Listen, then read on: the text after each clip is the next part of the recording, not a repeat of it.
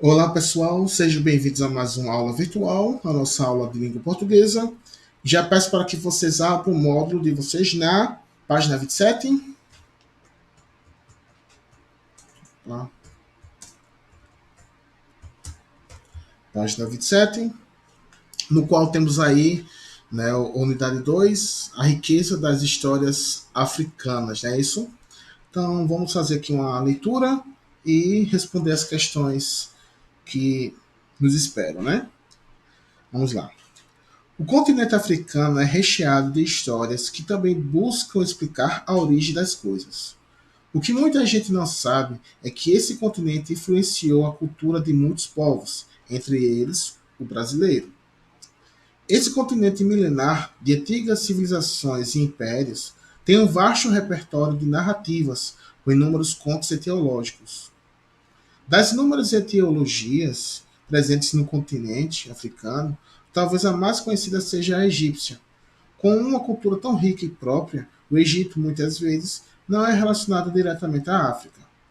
Conhecer a história de um lugar é valorizá-lo, e reconhecer a importância das suas contribuições para o desenvolvimento da humanidade é enriquecer o conhecimento que se tem a respeito dele, abandonando ideias preconceituosas. Né?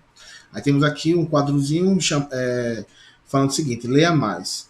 O livro dos contos e lendas da África, de Yes Pigili, Companhia das Letras de 2005, reúne 17 histórias que acompanham um mapa e um glossário de palavras africanas. São histórias de caçadores, agricultores, reis, princesas, heróis, entre outros personagens que fazem parte do imaginário popular, que é esse livro aqui. Ok, pessoal? Então vamos aqui à primeira questão. A África tem uma grande riqueza histórica e cultural, com diferentes expressões, etnias, cores e vivências. O que você conhece da cultura africana? E aí, pessoal, o que vocês conhecem da cultura africana? Já assistiu algum filme ou leu algum livro que faz menção a ela? Qual? Então, pessoal, vocês conhecem alguma coisa em relação à cultura africana, principalmente alguma cultura ligada com algo que vivenciamos aqui no Brasil, que tem alguma coisa a ver com a cultura brasileira também, já que a cultura brasileira tem influência, né, das culturas africanas, né? Com relação a filmes ou livros, se vocês já assistiram algum filme que relata a cultura africana, ou leu algum livro que faça menção a essa cultura, bem, recentemente, em 2018, né, tivemos um filme chamado Pantera Negra, né, que eu acho que vocês conheceram, né, que apesar de ser um filme norte-americano, né, de uma personagem da Marvel, né, criado lá nos Estados Unidos, né, é uma história que relata exatamente a cultura africana, né, interessante inclusive, né. Mas enfim, entre esse algum outro filme que vocês já assistiram que relata a cultura africana, enfim, respondo aí. Segunda questão. O continente africano tem uma vasta história e registros narrativos dignos de grandes filmes hollywoodianos, como um império governado exclusivamente por uma rainha, sociedades complexas na antiguidade, além de exércitos compostos por amazonas e um imperador estrategista que já foi chamado de Napoleão Negro. Na sua opinião, por que essas histórias não são tão difundidas quanto as americanas ou europeias? É interessante, pessoal, porque se vocês verificarem, é muito mais comum a gente ter contato com as culturas, né, as histórias americanas e as europeias, né? Mas por que um continente tão rico como a África, como o continente africano, por que a gente não tem contato com a cultura deles? A gente não vê tantos filmes produzidos com relação a essa cultura. Vocês acham que é questão de preconceito? O que seria isso? Investimento? Na opinião de vocês, o que seria? Né? Porque é o seguinte, se for por questão de contar alguma história, que não falta história na África, né? Mas por que a gente vê tanto foco na cultura, nas histórias dos americanos, né, dos europeus? Por que nunca focar nesses lugares, né, que são ricos em história, como é o caso do continente africano, né? Interessante, né? Sim, é sobre o Napoleão Negro. Quem foi Napoleão Negro, né? Tem aqui a informação. Samori Touré, Ele nasceu em 1830 e morreu em 1900. Conhecido como Napoleão Negro, foi um guerreiro soberano africano que lutou contra a colonização inglesa e francesa na África, né? Esse senhor aqui, né? Então vamos lá. Agora vamos ler uma lenda da Etiópia para conhecer um pouco mais desse povo. Ela fala sobre uma bebida bem popular na nossa cultura, o café. Bem, então café, né? Todo bom brasileiro gosta, né? Do bom cafezinho, né? Nós somos, se não formos os maiores consumidores, mas estamos ali entre os 5 maiores consumidores de café no mundo, né? Vamos lá. Hora da leitura. Aí vem mais uma outra lenda, né? Agora é a lenda do café. Agora é uma história de origem que tem como origem o país da Etiópia, né? Então vamos lá. Contam que um dia o céu se separou da terra e também que nas altas montanhas da terra, que antes eram denominadas Abissínia, havia um jovem pastor chamado Cumbi. Ouçam bem a história. Dizem que, desde que o sol aparecia até que se punha, Cumbi vigiava seu rebanho.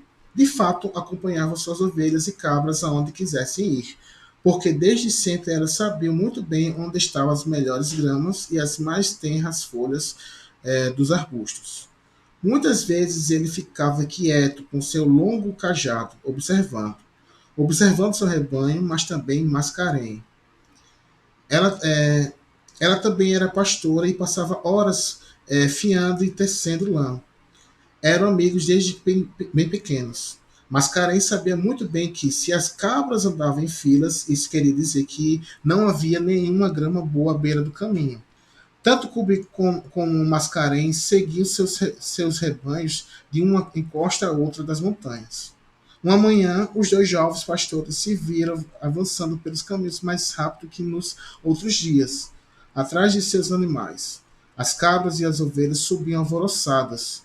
Mas aonde vão com tanta pressa? O que está acontecendo com elas? Perguntou Mascarenhas.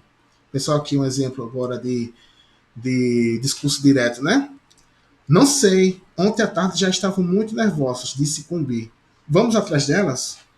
Por sorte, os dois eram jovens e ágeis, pois era difícil acompanhar as cabras que iam depressa, trepando pelas bordas.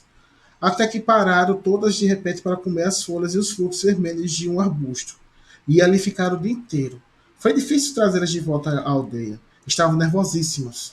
No dia seguinte, de manhã, quando o sol mal despontava, os dois amigos pastores voltaram a se encontrar com seus rebanhos. E de novo as cabras pegaram os caminhos tão depressa quanto puderam até chegarem aos arbustos de frutos vermelhos. Olhe, Cumbi, comeram todos os frutos que encontraram. O que acontece com elas? O que serão esses frutos? Mais adiante, viram que a montanha estava repleta daqueles arbustos que deixavam as cabras nervosas e que elas devoravam como nunca haviam feito em nenhum outro arbusto. Vou pegar uns desses galhos e levá-los até os monges do mosteiro. Com certeza eles devem conhecer esses frutos, disse Mascarenhas. Naquela mesma tarde, depois de conseguir prender as cabras e as ovelhas, os dois pastores foram levar os galhos do arbusto até os monges, que disseram desconhecer aquela planta. Nunca haviam subido a montanha. Toda tarde, antes de dormir, os monges tomavam uma infusão, todos juntos. Assim, abençoaram os galhos com suas pequenas cruzes de prata, escolheram algumas folhas e ferveram-nas com água do rio. Provaram a nova infusão. Era amarga e de sabor não muito bom, mas teve efeitos estranhos. Todos demoraram muito para dormir. Aí. No dia seguinte, um dos monges atirou no fogo meio apagado os galhos do arbusto que os pastores haviam trazido. Pouco depois, no meio da reza, os monges sentiram um cheiro desconhecido que lhes parecia extraordinário e descobriram que aquele aroma perfumado vinha dos frutos dos galhos trazidos pelos pastores, que estavam torrando nas brasas. Nos dias seguintes, Cubi e Mascarenhas, que eram cada vez mais amigos e já haviam juntado dois rebanhos num só, subiram até o lugar onde ficavam os arbustos dos frutos vermelhos. Os monges haviam pedido que todo dia eles trouxessem uma bolsa cheia de frutos vermelhos, porque com o cheiro que exalavam quando eram queimados, os monges conseguiam cantar melhor as orações. Os monges decidiram experimentar ferver aqueles frutos torrados e tomar a infusão. E foi assim que prepararam o primeiro café. Deixaram que Cubi e Mascaré também provassem, e naquela noite os dois não conseguiram dormir e passaram as horas pensando um no outro. Os dois pastores decidiram viver juntos por toda a vida. Na sua noite de núpcias, prepararam sozinhos a cerimônia do café. Seu primeiro Buna, Mascarém, escolheu os melhores grãos torrados do café que haviam recolhido juntos nas montanhas. Triturou-os num pilão de madeira até virarem um pó bem fino e ferveu-os com água, mexendo com um bastão de canela. Quando estava a ponto de transbordar, retirava do fogo. E assim por 5 vezes. Mascarenhas e Cubi tomaram seu buna todos os dias de sua vida. Né? Então vamos verificar aqui o glossário da página 28, né? Que seria rebanho. Rebanho, conjunto de alguns animais, como cabras, carneiros e bois, geralmente confiada a um pastor. Tenra, macia, delicada, facilmente mastigável. Cajado, vara em formato de gancho, usada pelos pastores para agarrar as patas dos animais que estão sob seus cuidados. Alvoroçada, espantada, assustada, revoltada. Mosteiro, local onde habitam os monges e monjas, geralmente situados em áreas isoladas, né? E no outro lado tem explicação, um outro glossário, explicação de uma outra palavra, seria buna. Buna é café na língua, não é? Ayariki. Acho que é assim. Tá bem apagadinho meu livro aqui, né? Mas acho que é Ayarik. Fala na Etiópia, país africano, né? Então, buna é como eles chamam o café, não é isso? Então, pessoal, temos aqui um texto, né, de Ana Soler Ponte, que nasceu em 1968, na cidade de Barcelona, Espanha, na espanhola. Desde 1992, trabalha como agente literário especializado em literatura da África, Ásia e Pacífico. Viaja pelo mundo buscando autores e histórias humanas que possam ser compiladas em livros. Né? Interessante. Então, passando aqui para a página 30, aí temos aqui, vamos explorar o texto, né? Vamos responder aqui. Primeira questão. É muito comum que as lendas tenham origem na tradição oral, já que muitas dessas histórias foram passadas oralmente de geração em geração até chegar aos dias de hoje. Retome ao texto e circule um fragmento que comprova a sua tradição oral. É sobre aquela questão que eu falei para vocês, né, pessoal, que a escrita, na verdade, é uma tecnologia. Eu já falei isso para vocês, vou repetir aqui, né? Que a escrita é uma tecnologia, é uma criação do homem, né? Que ela vem bem depois, não vou dizer assim, tão recente, né? Mas se vocês forem observar, né? O homem para desenvolver a escrita, né? Demorou bastante tempo. E lembrando que até hoje temos as comunidades ágrafas, como eu falei para vocês. Né? Ágrafas são aquelas comunidades que não possuem escrita. Eles só se comunicam através da oralidade, não existe um registro escrito. Então, desde então, desde que quando não se existia uma escrita, né, a tradição de se passar as lendas, a história daquele determinado povo, ocorria através da oralidade, né? Os mais velhos através de histórias, contavam histórias para os mais novos, né? No intuito de passar a cultura do seu povo, né? Então, pessoal, para essa primeira questão aqui, né? Lembrando que vou até colocar aqui, página 30, certo? Primeira questão, vou colocar a página para que vocês não se atrapalhem, certo? Na primeira questão, pessoal, vocês podem responder da seguinte forma, né? O trecho lá contam, olha só, o trecho que mostra, que reforçam essa questão da oralidade, né? Contam que um dia o céu se separou da terra. Aí, como tem uma continuação, aí vocês utilizam esse símbolo aqui. E fecha aspas. Certo? Ou vocês podem colocar também esse trecho aqui, ó. Ou, abre aspas, né? Ouçam bem a história, né? Ele fala, né? Ouçam bem a história Isso é uma marca de quê? De que a história foi contada oralmente, não através da escrita, né? Ouçam, né, bem a história, né? Vocês vão colocar aqui. Dizem que desde que o sol aparecia até que se ponha, né? Cumbi vigiava o seu rebanho.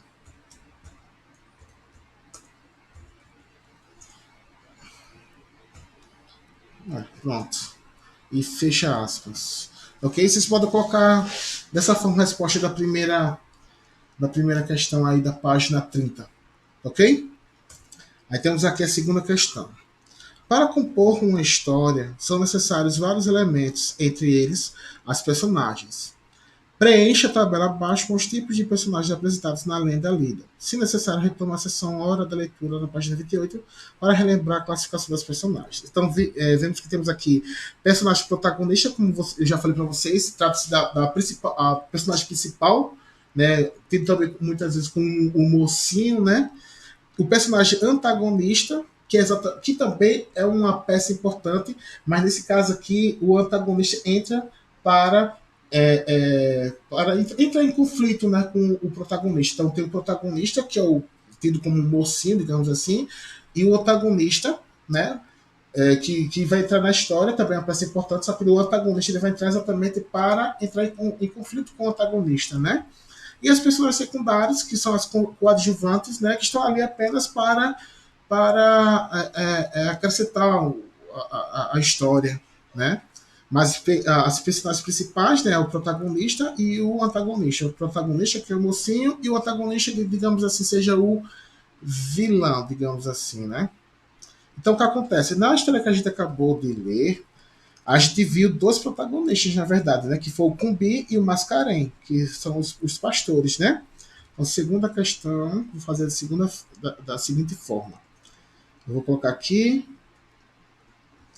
personagens protagonistas,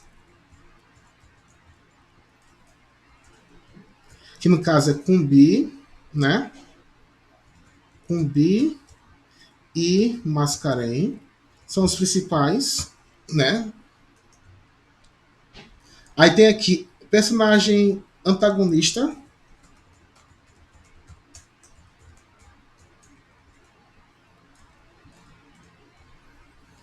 Quando eu digo assim que o antagonista, pessoal, é o vilão, assim, como um exemplo, mas o antagonista não precisa ser necessariamente um vilão. É apenas um personagem que entra para entrar em conflito com o protagonista. Tá certo? Personagem antagonista, nesse caso, se vocês observarem, pessoal, não temos personagens antagonistas. Não existe nenhum personagem ali entrando em conflito com os pastores, certo? Então vocês colocam assim: não há personagens antagonistas, certo? E no caso aqui temos personagens secundários, que nesse caso são os monges, certo? São os monges. Vocês respondem dessa forma, tá certo? Para um melhor entendimento, vou separar aqui, fica melhor, né? Então, ó, a segunda questão, personagens protagonistas, Cubim e Mascarém, que são os pastores. Personagem antagonista, não há personagens antagonistas na história que a gente leu. E personagens secundários, os monges. Ok? Que são apenas coadjuvantes ali. Ok? Terceira questão. Na lenda, acompanhamos a história dos pastores Cumbi e Mascarém na descoberta do café. Ok. Aí, letra A. Tanto Cumbi quanto Mascarém eram pastores, por isso zelavam por suas ovelhas e cabras. Entretanto, além do cuidado com seu rebanho, Mascaré também desenvolvia outras atividades enquanto observava os animais. Quais atividades eram essas e o que elas significam, né? Então, Mascaré cuidava do rebanho, ele, além disso, né? Ele também fiava e tecia, como a gente viu lá, que significa que costurava, pois fiar e tecer tecer é entrelaçar. Vocês colocam dessa forma. Deixa eu responder aqui para vocês. Terceira questão, resposta. Vamos lá. Enquanto Mascarenhas cuidava do rebanho, tá? ela também fiava e tecia, que significa que costurava, né? Costurava, pois fiar é tecer. Ficou dois P's aqui. Pois fiar é tecer. E tecer é entrelaçar. Ok? Vocês respondem dessa forma, a terceira questão. Na letra A, né? Perdão, toda vez eu me passo com relação a isso. Letra A, né? Então vamos lá. Terceira letra A. Enquanto Mascarenhas cuidava do rebanho, ela também fiava e tecia, que significa que costurava, pois fiar é tecer e tecer é entrelaçar. Ok? Letra B. Vamos lá. Como Cupim e Mascarenhas descobrem o desconhecido fruto vermelho? Então vocês viram lá, né, pessoal, que em uma manhã, né, as cabras e as ovelhas estavam alvoroçadas para chegar a uma área cheia de arbustos com frutos vermelhos, que no caso é o café. E ao chegarem, né, os animais começavam a comer as frutinhas. Aí assim os amigos descobriram aquele fruto. Foi dessa forma, né? Vocês respondem dessa forma aqui, certo? Em uma manhã, as cabras, e as ovelhas estavam alvoroçadas, né? São essas palavras que eles colocam lá, alvoroçadas, né? Para chegar a um lugar, a uma área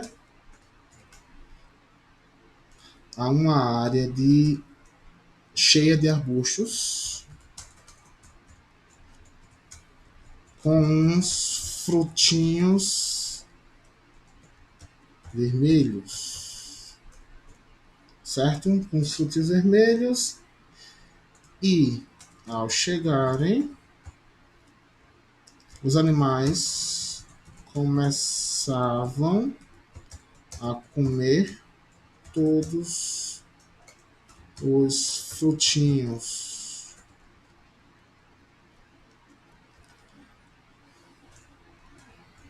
Assim, os amigos conheceram aquele fruto, certo? Letra B, vocês respondem isso, tá certo? Vocês vão parando o vídeo, fazendo com calma. Em uma manhã, as cabras e as ovelhas estavam alvoroçadas para chegar a uma área cheia de arbustos com frutinhos vermelhos. E ao chegar, os animais começaram a comer todos os frutinhos, certo? Letra C. De que maneira o rebanho se comportava antes e depois de consumir a frutinha vermelha?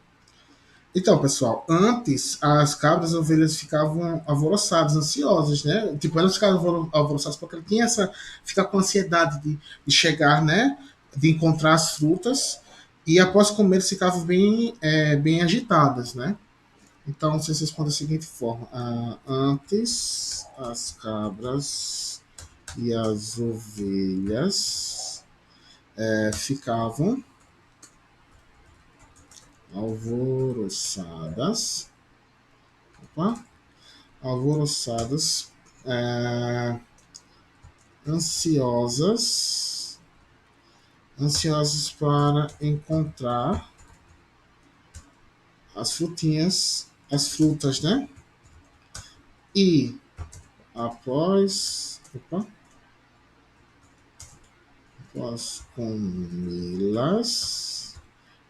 comê-las, ficavam bem agitadas. né? Que foi que trouxe uma certa estranheza, né? Então foi isso. Antes as cabras e as ovelhas ficavam alvoroçadas, ansiosas para encontrar as frutas e, após comê-los, ficavam bem agitadas. Certo? Letra D. Resposta. Vamos lá. Ao descobrir os galhos de um fruto vermelho nos arbustos, qual foi a decisão dos amigos pastores, né? Eles decidiram recolher, né? Vocês viram lá na história, que eles decidiram recolher um galho com as frutinhas e levá-las para os monges, né? Na esperança de que eles pudessem falar que fruta era aquela. Eles pensavam o seguinte: os monges devem saber, né? Então eles tinham uma dúvida de que fruta era aquela e por que as ovelhas e as cabras ficavam tão agitadas, né? Após comer, né? Eles levaram aos monges, né? Então eles decidiram recolher um galho com as frutinhas e levá-lo, no caso levar o galho, né, para os monges. Eu digo aqui, ó, levá-lo, falta o acento gráfico. Esse levá-lo, esse lo retoma a ideia de galho, levá-lo o quê? Levar o galho para os monges, né? Isso aqui é o que chamamos de objeto direto anafórico, porque ele faz o anáfora. Anáfora é esse movimento de voltar, né? Então, quando eu digo levá-lo, esse lo, na verdade, temos aqui o pronome oblíquo o, né? Que retoma exatamente galho. Para não ficar, eles decidiram recolher um galho com as frutinhas e levar o galho para os amigos, os monges, né? E ao invés de ficar galho, eu uso a estratégia de colocar o pronome oblíquo para retomar galho. Esse movimento ele chama de anáfora, né? Esse movimento de retomar, uma estratégia de retomar o que foi dito anteriormente. Mas enfim, vamos lá. Levar para os monges na esperança.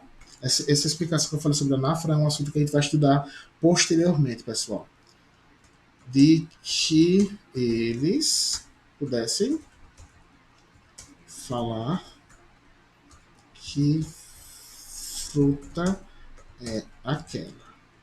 Mas a gente viu que os monges também não sabiam, desconheciam, né?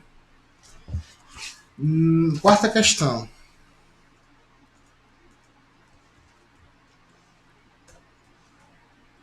Quarta questão, letra A. Resposta. Vamos lá.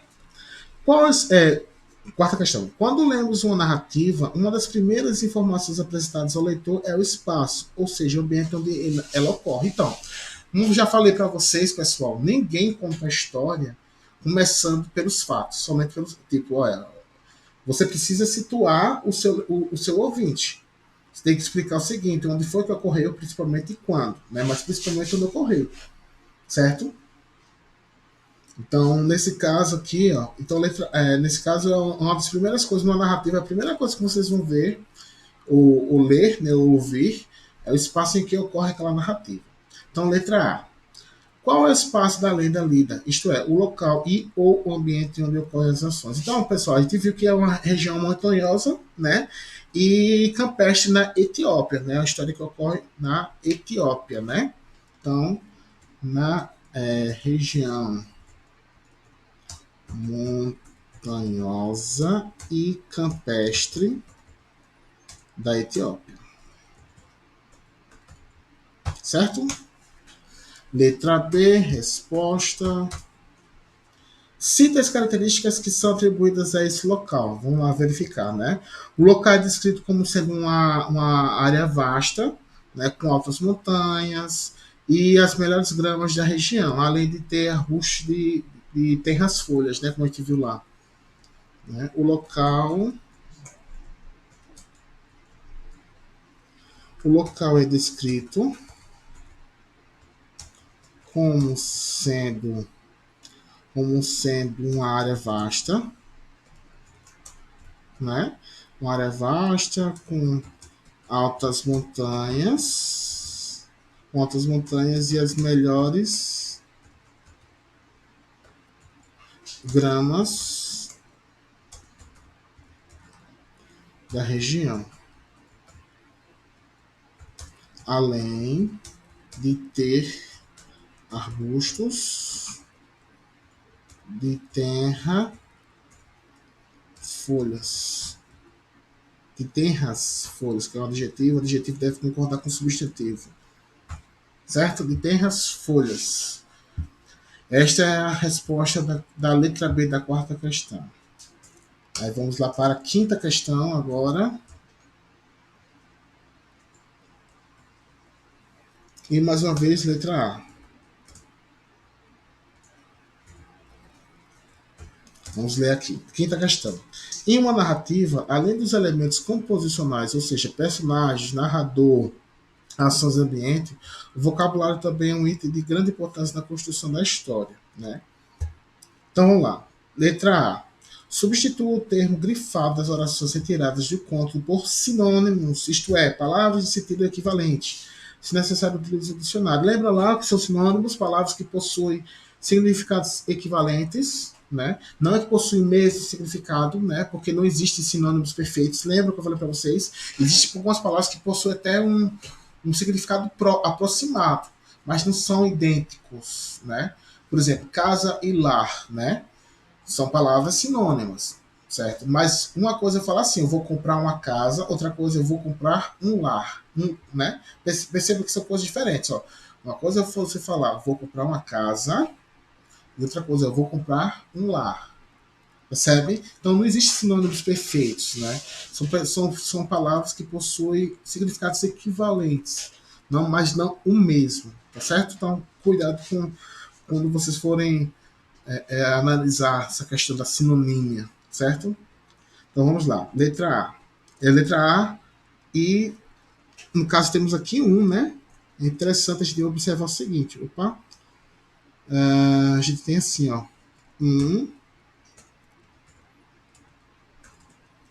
Aí tem aqui a pergunta. As mais tenras folhas dos arbustos, né?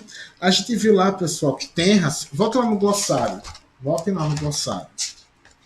A gente viu que tenras... Tem aqui, ó, na página 28. Tenra, macia, delicada, facilmente mastigável, né? Então, para essa aqui, a gente pode simplesmente dizer o seguinte: as mais delicadas folhas dos arbustos, né? Então, vocês respondem da seguinte forma: as mais delicadas. Vocês podem colocar outras palavras, não precisa ser necessariamente delicadas, não, certo?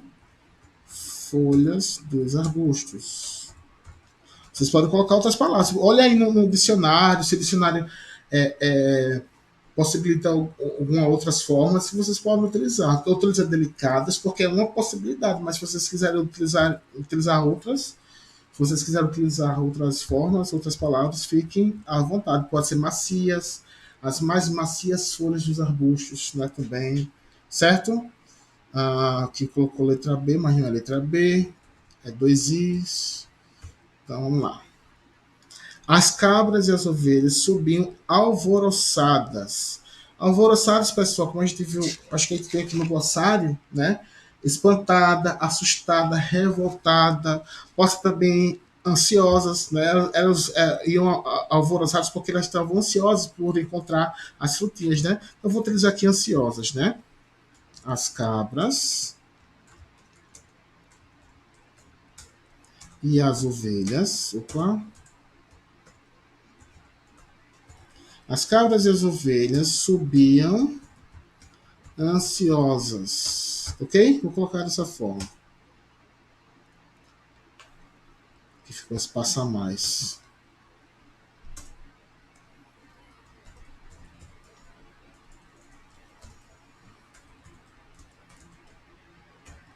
Vamos lá. Aí tem aqui. Trepando pelas bordas. Subindo, pessoal. Trepar é subir. Certo? Subindo pelas bordas. Ok? Certo? Letra B. Deixa eu fazer isso aqui. Letra B. Resposta. Gente, estava certinho. B. Resposta. Lê a seguinte oração. Os monges tomaram uma infusão. Assinale o significado da palavra destacada expresso pela imagem. Nesse caso, para suco de uma infusão, remete a um suco de laranja, ou acho que é um. O meu não é colorido, mas acho que isso aqui é uma bebida, um refrigerante com gelo, ou a xícara de chá. Xícara de chá, né, gente? Aqui, ó. A imagem do meio aqui. Essa segunda imagem. Né? Porque o que é a infusão? Né? Deixa eu ver se eu consigo abrir aqui o meu.